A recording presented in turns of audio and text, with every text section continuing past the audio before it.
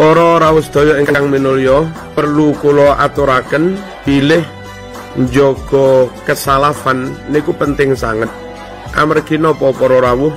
Ngeten, sejak tahun 1923 1924 dateng Arab, dateng Hijaz menika kedadosan pemberontakan oleh kaum Wahabi. Keranten kaum Wahabi menika disokong Inggris Prancis, akhiripun menang. Amir yang ketika itu dari kalangan ahlu sunnah nggih menika saking gubernuran Turki Utsmani Syarif Hussein kalah, Wahabi menang. Nah, Wahabi bersekongkol kalih Alu Saud yang memang sokongan Inggris Prancis. Sing perlu kula critakaken para rawuh, sak mantune Wahabi menang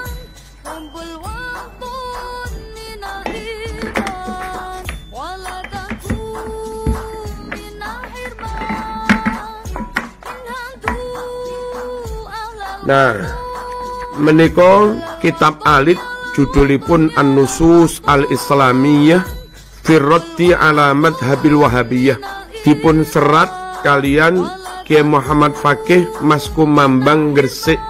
Piyambakipun kala rumiyin dados rais awal zaman Mbah Hasyim Asy'ari dados rais akbar. Nah, kitab menika dipun takrit kalian Mbah Maimun Zubair, ugi dipun takrit kalian Dr. Husain Alwani, Mufti Australia. Lan lintu-lintunipun halaman 12 ngantos halaman 51. Teng buku niki pun dipun critakaken perihal tentang pemberontakan Wahabi.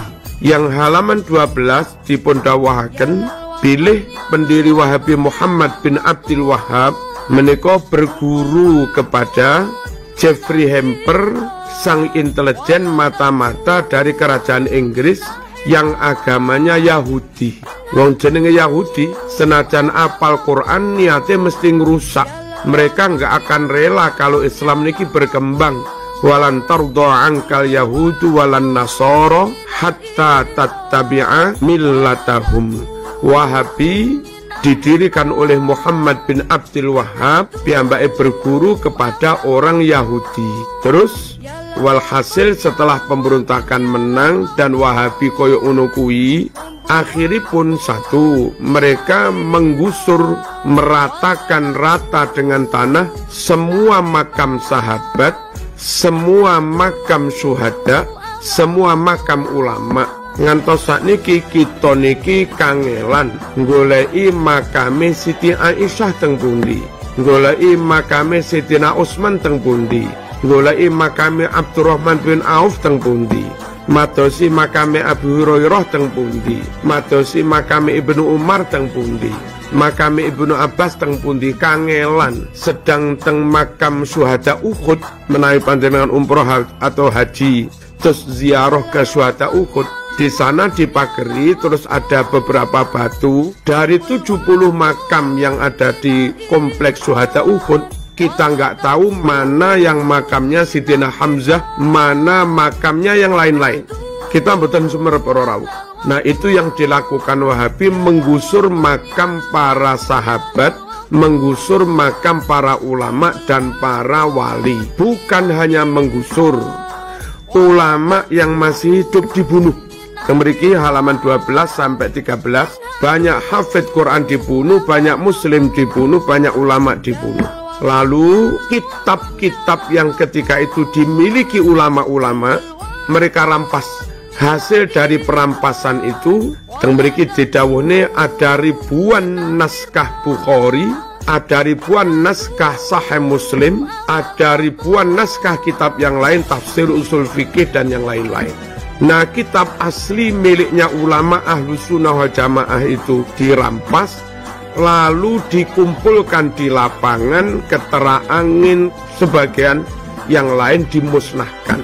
Kemudian setelah kitab-kitab asli milik ulama itu dirampas, dimusnahkan, mereka kaum Wahabi ngeten niki, nah niki tak cekel niki, mereka menerbitkan, mencetak Sahih Bukhari seperti yang saya miliki ini. Teman kudu percaya kali kulo, sebab kulo niki alumni Muhammad bin Saud juga. Saya alumni Jami'atil Imam Muhammad bin Saud.